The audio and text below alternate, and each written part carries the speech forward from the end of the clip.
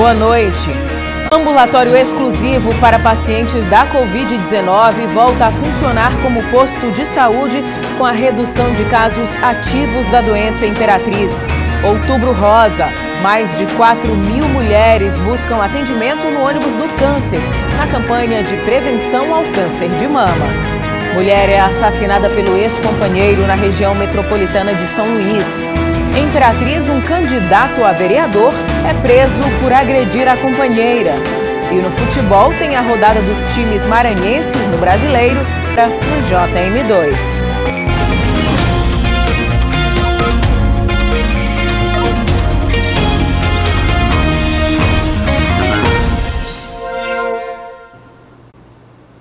Com a redução de casos da Covid-19, o posto de saúde da Vila Cafeteira, que estava funcionando como ambulatório exclusivo para pacientes com suspeita da doença, volta a funcionar como unidade básica, com a realização de consultas, exames e vacinas.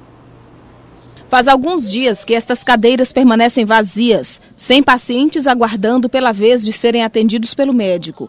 Eram reservadas a pessoas com sintomas de Covid-19 no ambulatório da Vila Cafeteira. Agora vão ser recolhidas porque o posto da Vila Cafeteira volta a funcionar como unidade básica de saúde. Desde o mês de junho, a Prefeitura já teve 5 ambulatórios em funcionamento exclusivos para atender pacientes com sintomas leves de Covid-19. Cerca de 8.000 pessoas foram atendidas durante esse período, mas por causa da redução no número de casos e dos atendimentos oferecidos nesses postos, houve uma redução e a partir de hoje estão funcionando somente os ambulatórios do posto Milton Lopes, no bairro Bacuri, e também do posto da Vila Nova. A secretária municipal diz que somente os ambulatórios foram reduzidos. As unidades hospitalares, como o Hospital de Campanha, a UPA do bairro São José e a unidade Covid do Socorrinho, permanecem com a mesma quantidade de leitos disponíveis para receber pacientes com a forma grave da doença.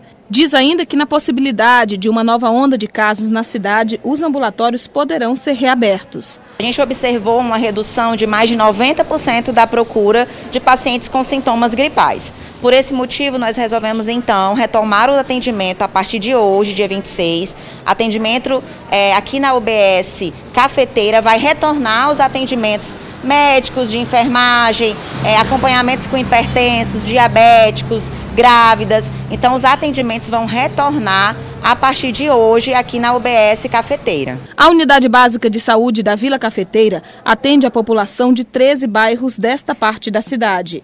Enquanto serviu de ambulatório exclusivo, os demais atendimentos foram redirecionados para postos da Vila Lobão e do Parque Amazonas. A coordenação destaca que esta semana está sendo feita a transição dos demais atendimentos, como consultas médicas, pré-natal, exames, vacinação e regulação de pacientes para médicos especialistas. Estamos na última semana de outubro, mês dedicado à campanha Outubro Rosa, que visa o diagnóstico precoce do câncer de mama e câncer de colo de útero. 4.000 mulheres já buscaram atendimento na unidade móvel de oncologia este mês e ainda dá tempo embarcar no ônibus em busca da prevenção. Transformação e muito otimismo. Assim vai ser a vida da Cláudia daqui para frente.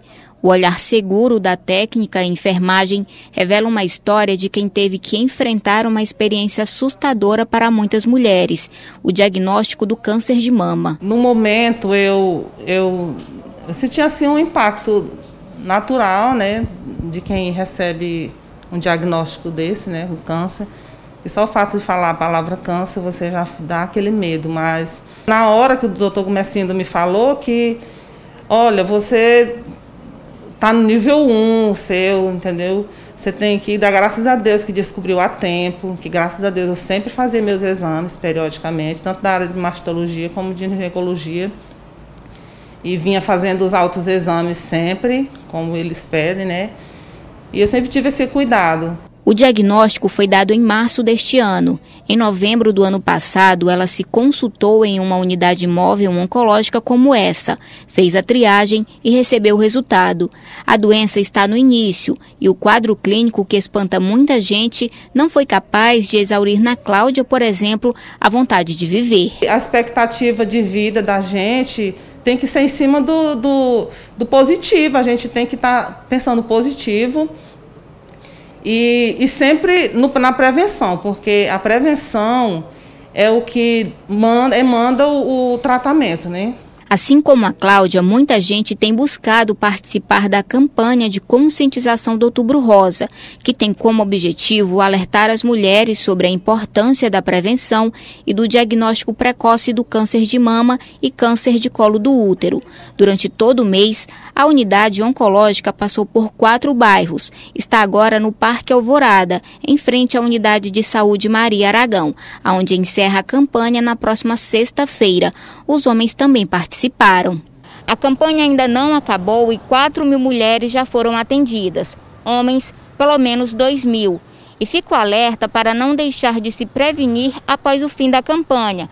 O diagnóstico precoce fornece ao paciente uma maior chance de cura e aumento de sobrevida. É muito importante que as mulheres elas procurem o atendimento da unidade móvel, que façam os seus exames, que possam estar se tocando, que se caso apresentar alguma alteração na mama, que elas possam procurar a unidade móvel, não somente a unidade móvel, mas também um posto de saúde, um atendimento médico, que elas possam ir numa rede de saúde para que elas possam fazer os seus exames preventivos. No dia 3 de novembro, inicia a campanha Novembro Azul, que tem como objetivo conscientizar os homens sobre os cuidados com a saúde, principalmente em relação ao câncer de próstata. A unidade móvel vai estar em frente à unidade básica de saúde da Nova Imperatriz. E a seguir, mais um caso de feminicídio no Maranhão e um homem também foi assassinado dentro de uma UPA em Açailândia.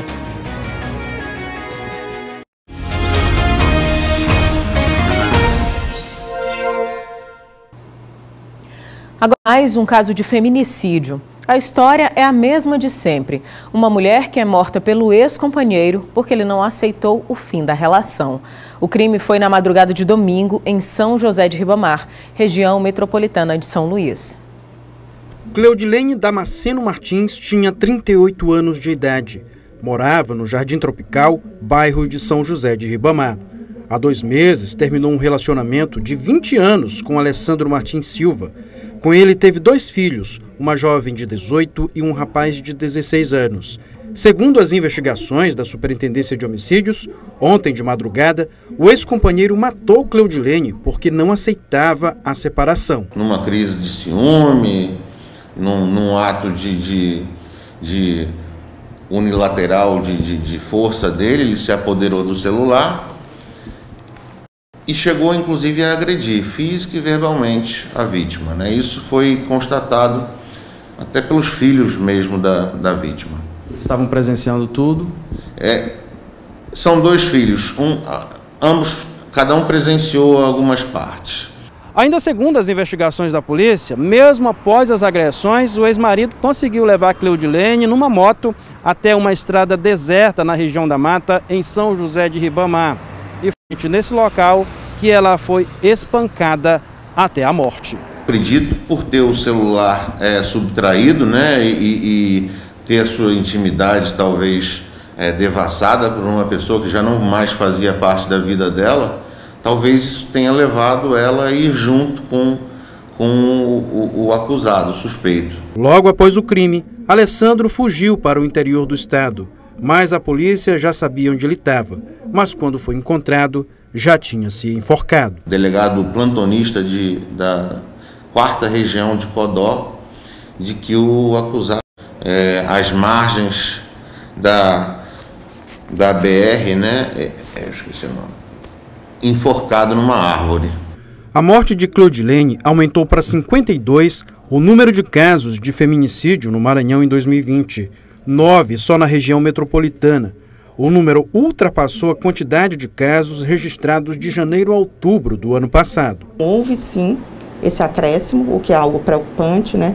Nós precisamos analisar esses números, precisamos conversar com toda a rede de proteção da violência contra a mulher e, a partir disso, que sejam estabelecidas outras políticas públicas que venham proteger ainda mais essas mulheres que estão sendo vítimas de feminicídio. Ainda segundo a delegada, na maioria dos casos de feminicídio, apesar de agressões e ameaças, as vítimas não chegam a pedir ajuda da polícia. Então, o menor sinal de violência é que essa mulher denuncie. Procure proteção, procure ajuda. Existe a Casa da Mulher Brasileira, com atendimento 24 horas, inclusive. E não só a mulher pode denunciar, um familiar pode denunciar, um amigo, um colega de trabalho, qualquer pessoa que perceba que a mulher está vivendo uma relação abusiva, procure a delegacia e faça a denúncia. E em Açailândia, um funcionário público foi assassinado a tiros na UPA enquanto esperava atendimento médico. E um candidato a vereador aqui em Imperatriz foi preso após agredir a companheira. O candidato a vereador foi preso depois de agredir fisicamente a companheira, que foi até o plantão central com marcas de violência no braço e no rosto. A vítima informou aos policiais que o homem é agressivo e que por diversas vezes não permite sequer que ela fale dentro da própria casa. A mulher, que chorava muito, teve que ser amparada pelos policiais. Na ocasião, ela narrou que foi agredida na gengiva e que foi jogada ao chão também, apresentando escoriações no braço. Pelo que se sabe, a vizinhança denunciou, fez uma ligação ao CIOPS e narrou essa situação, razão pela qual a polícia militar se dirigiu àquele local. Chegando lá, constatou as informações, porque viu o rosto da vítima avermelhado, viu também as escoriações no braço e a viu chorando, motivo que fez a captura do suspeito. O caso aconteceu no bairro Vila Jardim e o homem foi preso em flagrante. Foi estipulada fiança no valor de R$2.000 que não foi paga. O candidato a vereador foi então encaminhado para a unidade prisional de ressocialização de Imperatriz, onde aguarda pela audiência de custódia. O delegado reforça a importância das denúncias para casos como estes. É importante consignar que qualquer um do povo pode denunciar às autoridades as situações de violência doméstica. Nós não vamos nos referir aqui só em relação ao companheiro, vamos nos referir também aqui a idosos, a mulheres em geral. Em Açailândia, um homem foi executado dentro da UPA do município por volta das 11 horas da noite deste domingo. Segundo testemunhas, ele aguardava por atendimento médico depois de apresentar dores de cabeça, quando o homem se aproximou e disparou 2 vezes na cabeça da vítima, que não teve chances de se defender. O homem foi identificado como Carlos Eduardo Lopes e ele trabalhava na Secretaria de Infraestrutura da cidade de Açailândia. Além disso, também já tinha trabalhado durante um período na Câmara Municipal da cidade. Carlos era morador da cidade de São Francisco do Brejão, era casado, pai de 6 filhos e o mais novo tinha menos de 30 dias de vida. A Polícia Civil ouviu testemunhas e busca imagens de câmeras de segurança para identificar o atirador.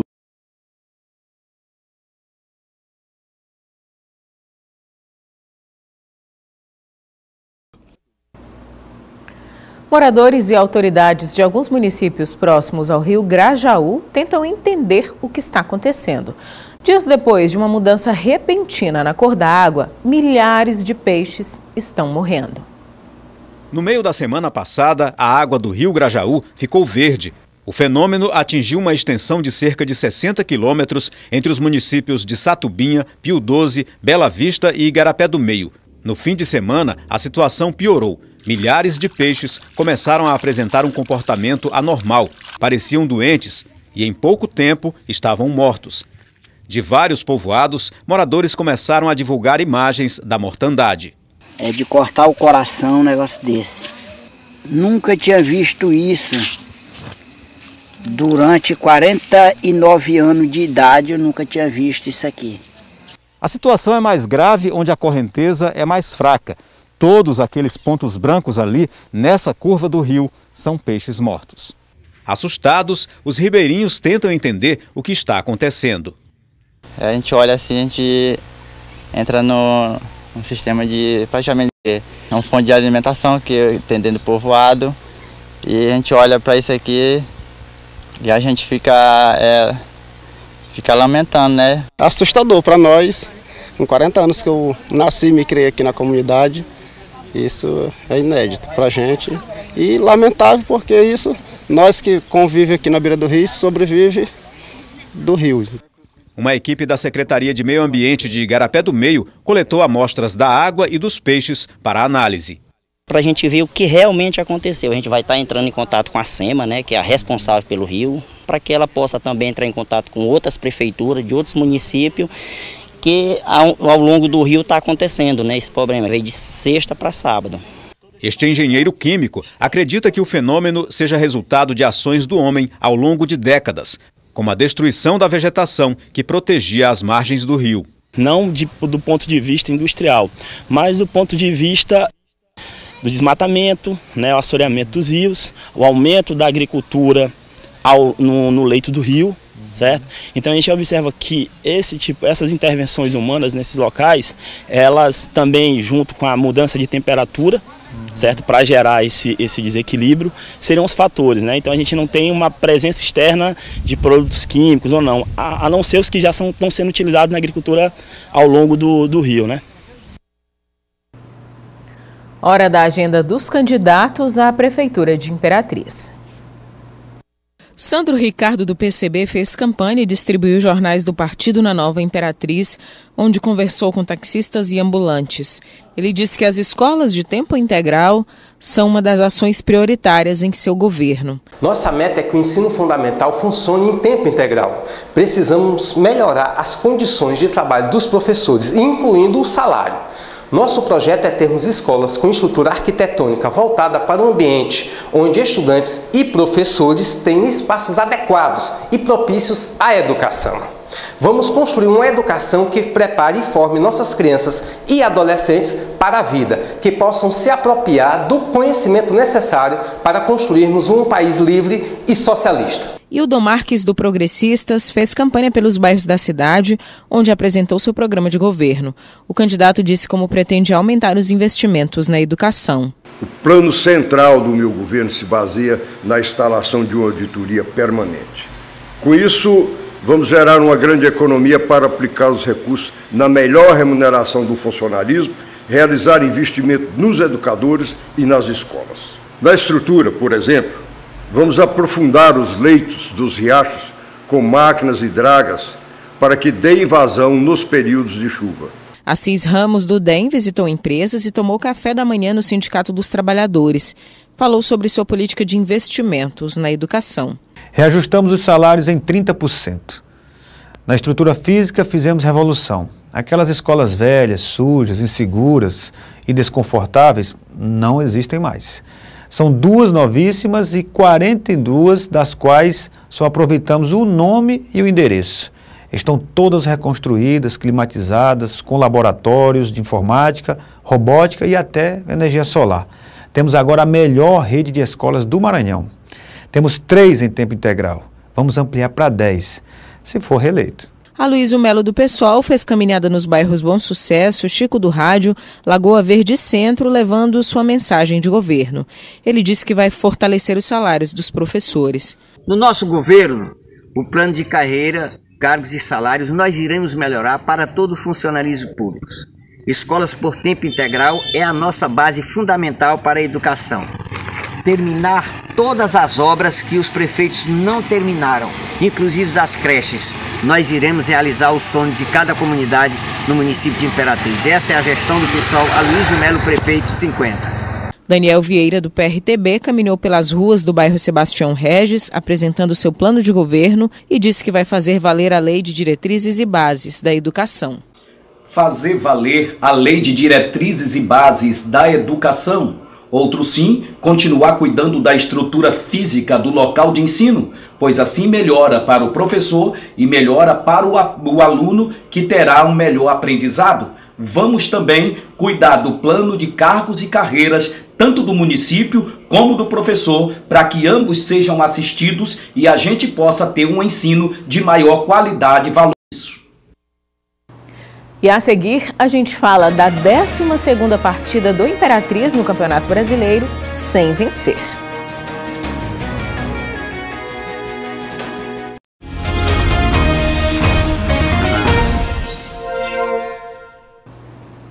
Futebol. Veja como foi a rodada dos times maranhenses na Série D e Série B do Brasileiro. Pela quarta divisão, o Juventude recebeu o Sinop de Mato Grosso em São Mateus e goleou o visitante 3-0. O Motoclube também venceu na rodada. Derrotou o São Raimundo em Roraima por 2-0 e segue firme. O Juventude permanece em segundo e o Motoclube em quarto no grupo 2 do Brasileiro Série D.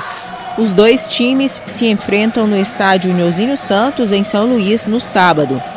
Pela Série B, o Sampaio atropelou o Cuiabá por 3-0 no Castelão, em São Luís. O próximo jogo do Tricolor é sábado em São Paulo contra o Oeste, último colocado da Série B. O Sampaio subiu 3 posições e agora está em 9º na classificação geral. E o Imperatriz mantém a péssima campanha na Série C. Na estreia do novo técnico, perdeu de goleada para o Remo por 5-0 em Belém. O Wallace encontrou Marlon. Com um passe do lateral, Charles abriu o placar. Remo 1-0. Aos 27, o Leão foi ao ataque com Hélio. O Wallace deixou para Eduardo Ramos tranquilamente fazer 2-0. O Wallace lançou para Marlon. O lateral esquerdo cruzou para a cabeçada de Charles. 3-0 Remo. Facilmente, Eduardo Ramos encontrou um companheiro livre. Hélio driblou e marcou o quarto. O lateral esquerdo deu a terceira assistência dele na noite.